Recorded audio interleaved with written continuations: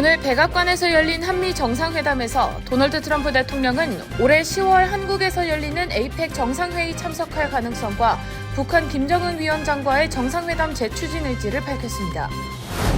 이민서비스국이 영주권의 신규 신청자, 현재 진행 중인 신청자, 또 이미 승인된 신청자라도 추방할 수 있다는 내용의 강화된 지침을 발표했습니다. 연방이민당국이 뉴저지 에디슨에 소재한 물류 창고를 잇따라 급습해 직원들이 대거 체포되면서 뉴저지 해운 허브 업무가 상당 부분 중단된 것으로 알려졌습니다. 도널드 트럼프 대통령이 워싱턴 DC를 시작으로 무보석 석방제도를 전면 금지하고 성조기 테러 행위에 대해 징역형을 부과하는 내용의 행정명령에 서명했습니다. 큰 부를 이룬 70대 한인 사업가가 자신의 아내와 딸을 총격 살해하고 스스로 목숨을 끊는 비극적인 사건이 발생했습니다. 뉴저지의 웨스트필드 걸든 스테이트 플라자가 주거, 문화, 교통이 모두 어우러진 럭셔리 타운 센터로 탈바꿈할 예정입니다.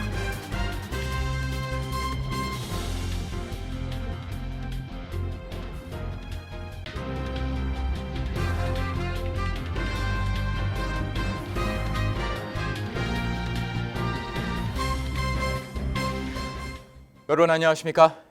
KBTV 뉴스9 이차원입니다.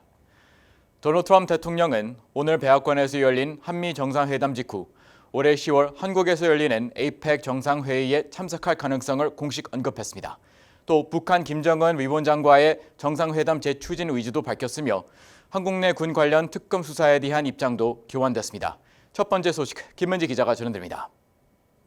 오늘 백악관 오벌 오피스에서 열린 한미 정상회담에서 도널드 트럼프 대통령과 이재명 대통령은 안보, 경제, 외교 등 다양한 현안에 대해 심도 있는 의견을 교환했습니다. 회담 직후 트럼프 대통령은 기자들과의 문답에서 북한 김정은 국무위원장과의 정상회담 재추진 의사를 명확히 밝히며 올해 안에 김 위원장과 다시 만나는 것이 매우 중요하다고 강조했습니다.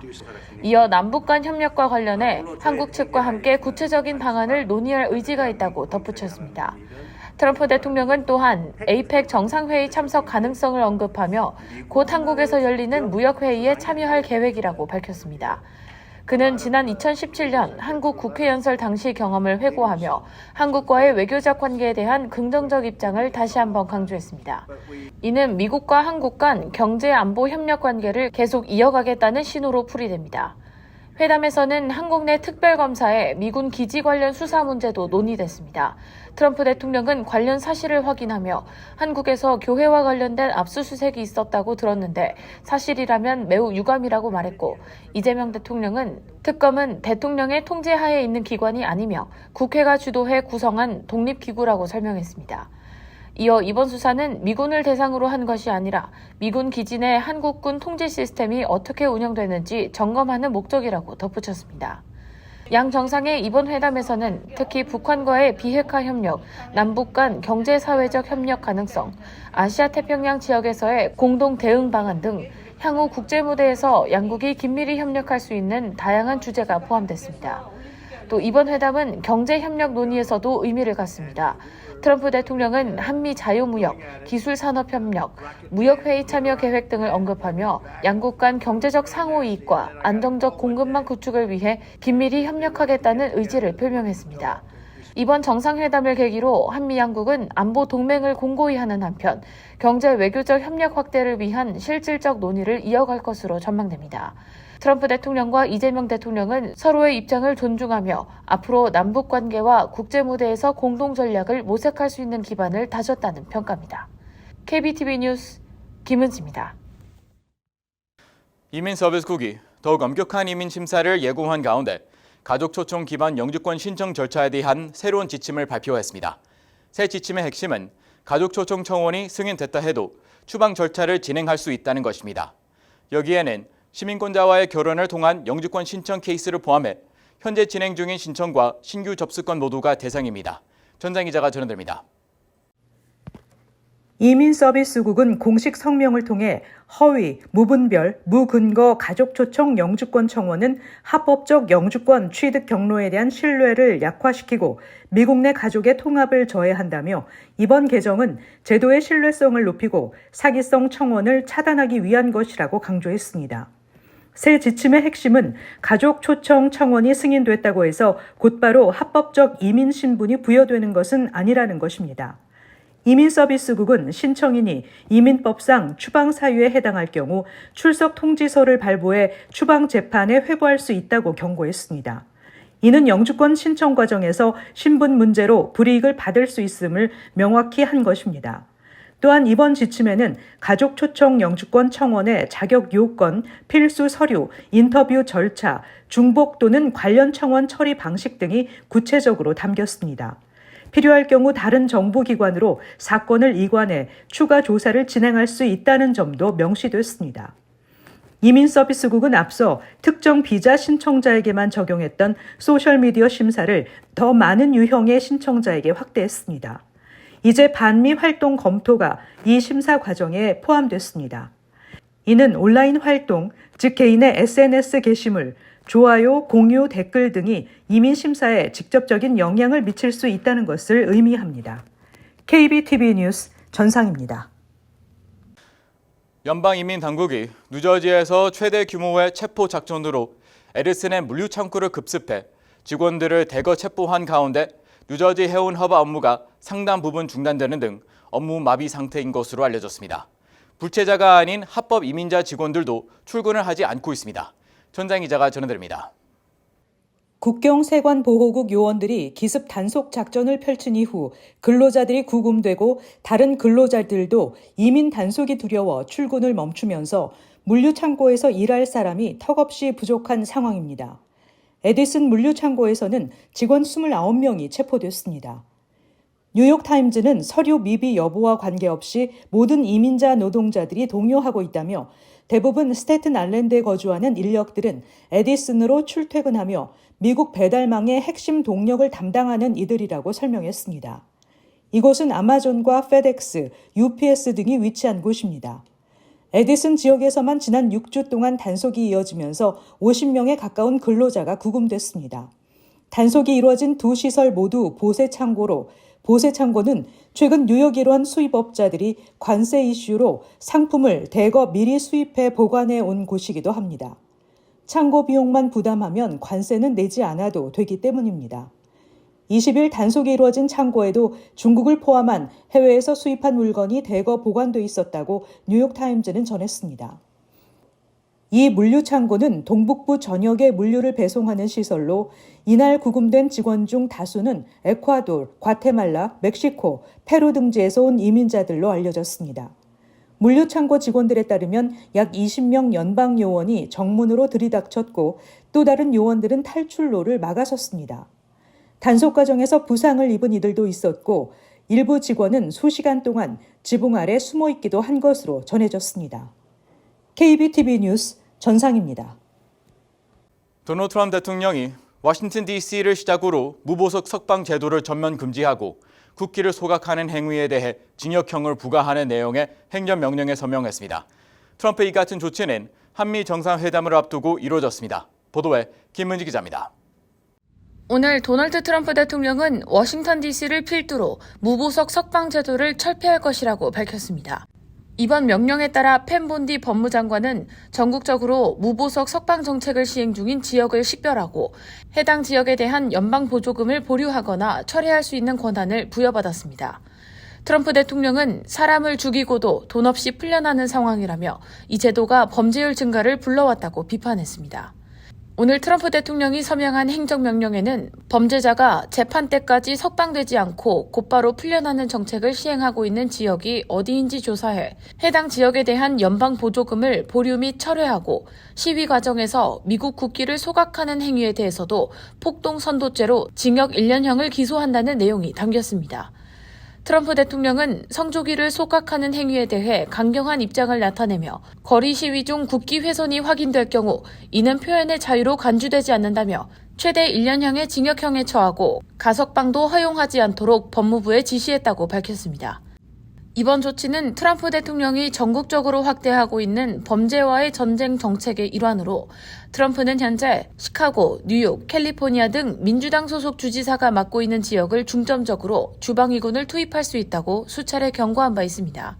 또 연방범죄 혐의 적용 확대 방안을 발표하면서 DC 지역의 피의자를 연방법에 따라 구금할 수 있으며 연방법 집행 인력 배치도 증원할 것이라고 밝혀 강경한 입장을 재확인했습니다. KBTV 뉴스 김은지입니다. 70대 한인 가장이 자신의 아내와 딸을 총격 살해하고 스스로 목숨을 끊는 비극적인 사건이 또 발생했습니다.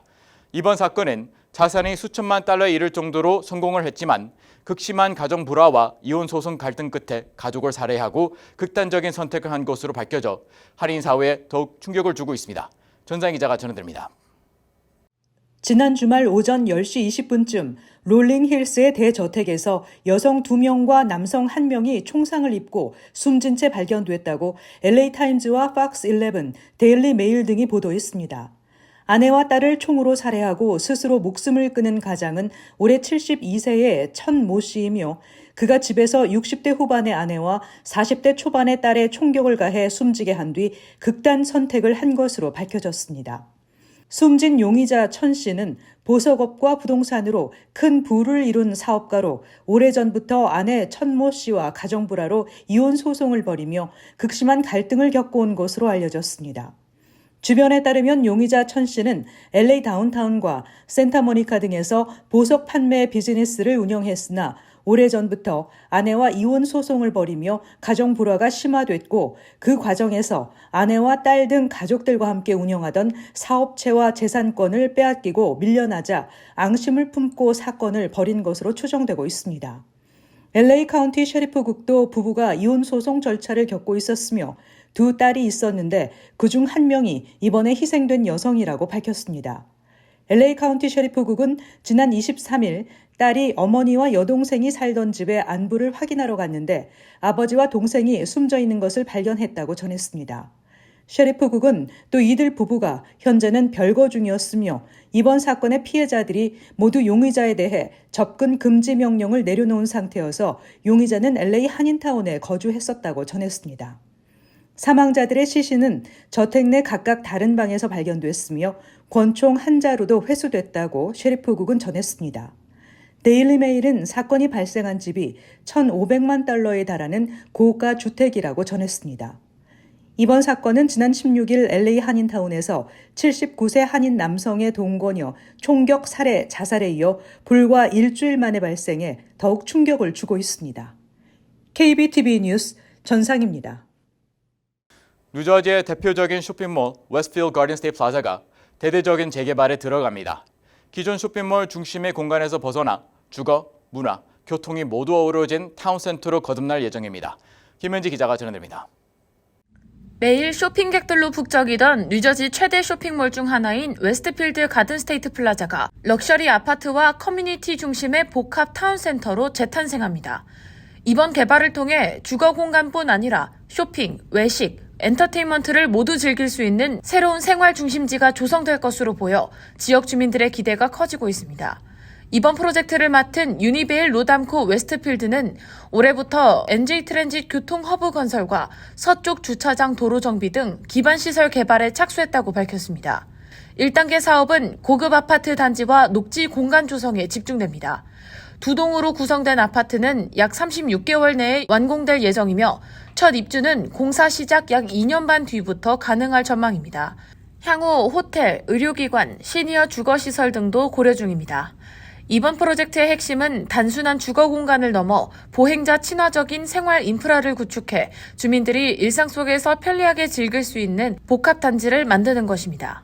개발사는 고급 레스토랑, 야외 다이닝 공간, 미술관, 피트니스 센터 등 다양한 문화 편의시설도 들어설 가능성이 높다고 전했습니다. 또 주거시설 완공 후에는 대중교통망 확장과 전기차 충전소 설치 등 친환경 인프라도 갖출 계획입니다. 사업 비용은 아직 공개되지 않았지만 지역사회에 큰 변화를 가져올 대형 프로젝트인 만큼 주민들의 관심이 집중되고 있습니다. 웨스트필드 가든 스테이트 플라자 몰은 1957년 문을 연 뉴저지 최초의 교외형 쇼핑몰로 현재 니만 마커스, 노드스트롬, 메이시스 등을 주요 매장으로 두고 있으며 연간 2천만 명이 방문하는 지역 랜드마크로 자리 잡은 만큼 지역사회 전반에 큰 변화를 가져올 전망입니다. KBTV 뉴스 김은지입니다. 트럼프 행정부가 워싱턴 DC의 치안 업무에 이어 주 방위군을 19개 주에서의 불법 체류자 단속 지원 업무에도 투입할 예정이라고 팍스 뉴스가 보도했습니다. 보도에 따르면 19개 주에 걸쳐 주 방위군 병력 1,700여 명이 앞으로 수주 안에 국토안보부의 불법 이민자 단속을 지원하기 위해 동원된다고 백악관 당국자가 밝혔습니다. 트럼프 대통령은 워싱턴에 이어 시카고, 뉴욕 등 민주당 지지 성향이 강한 다른 대도시에서도 치안 강화를 위해 주 방위군 투입 등을 할 수 있다고 시사했습니다. 불법 체류자 단속 지원에 투입되는 주 방위군은 개인 데이터 수집, 지문과 유전자 정보 채취, 수집, 수감자에 대한 사진 촬영 등 이민 세관 단속국이 법 집행을 잘할 수 있도록 지원하는 역할을 맡습니다. 세계 각국의 우편 기관들이 미국행 소포 발송을 중단하고 있다고 팍스 비즈니스가 보도했습니다. 도널드 트럼프 행정부가 면세 대상이었던 $800 이하 소액 소포에 대해 관세 부과를 추진한 영향입니다. 팍스 비즈니스는 독일, 덴마크, 스웨덴, 이탈리아, 프랑스, 벨기에 등 상당수 유럽 국가에서 미국행 소포, 우편물 접수가 중단됐다고 전했습니다. 이 밖에도 태국, 호주 등도 비슷한 상황이라고 뉴스는 덧붙였습니다. 한국우정사업본부도 오늘부터 미국행 항공 소포를, 내일부터는 미국으로 오는 국제 특급 우편 서비스 가운데 관세가 없는 서류를 제외한 모든 물품 등의 우체국 창구 접수가 중단된다고 발표한 상태입니다. 그동안 미국은 해외에서 반입되는 $800 이하 물품에 대해 관세를 면제해 왔습니다. 뉴욕시 교통국은 자율주행 택시회사 웨이모사에 맨하탄과 다운타운 브루클린 지역에 한해 9월 말까지 한 달간 시범 운행을 허가했다고 밝혔습니다. 단 이번 운행은 무인 운행이 아닌 운전석에 안전 담당 관리자가 탑승한 채 자율주행 모드로 최대 8대의 차량 운행이 이루어지는 조건입니다. 웨이모는 이번 시범 운행 기간 시교통국에 정기적으로 차량 운행 자료를 보고해야 하며 업계 최고 수준의 사이버 보안을 유지하고 있음을 증명해야 합니다. 웨이모는 이를 통해 시범 운행 기간 종료 후 기간 연장을 신청할 수 있는 기회를 받게 됩니다. 에릭 아담스 뉴욕시장은 이번 시범 운행을 통해 뉴욕시의 자율주행 택시 도입을 적극 검토할 것이라고 밝혔습니다. 맨하탄에 거주하는 43세 여성이 2023년 11월 17일 퀸즈에 있는 크리에이트 아스토리아 식당에서 주문한 치킨 랩에서 사람 손가락 끝을 발견했다고 주장하며 뉴욕 법원에 소송을 제기했습니다. 소장에 따르면 그녀는 치킨 랩 안에서 사람의 조직, 손가락 끝을 발견했다는 것입니다. 다행히 삼키지는 않았지만 이로 인해 트라우마가 남아 정신적인 고통을 겪었다고 주장했습니다. 여성은 손가락 끝을 연구소에 보냈고 검사 결과 여성의 조직으로 확인됐다고 밝혔습니다. 한편 해당 레스토랑 측은 당시 여성 직원이 근무하지 않았으며 레스토랑에서 제공되는 음식은 여러 차례 검수를 거친다며 그녀가 주장하는 일은 불가능하다고 밝혔습니다. 잠시 후 커뮤니티 브리핑을 전해드립니다.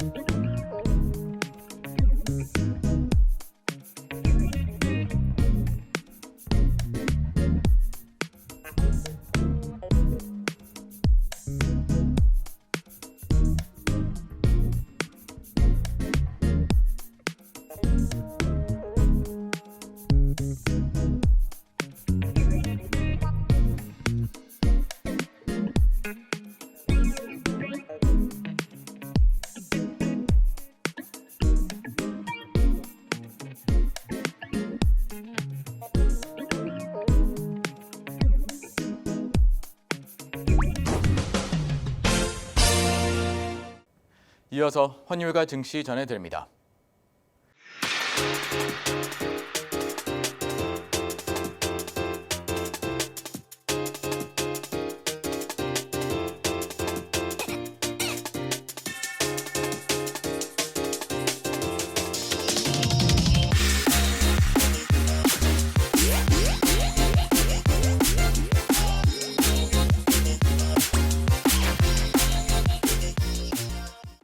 잠시 후 뉴욕과 뉴저지 날씨 전해드립니다.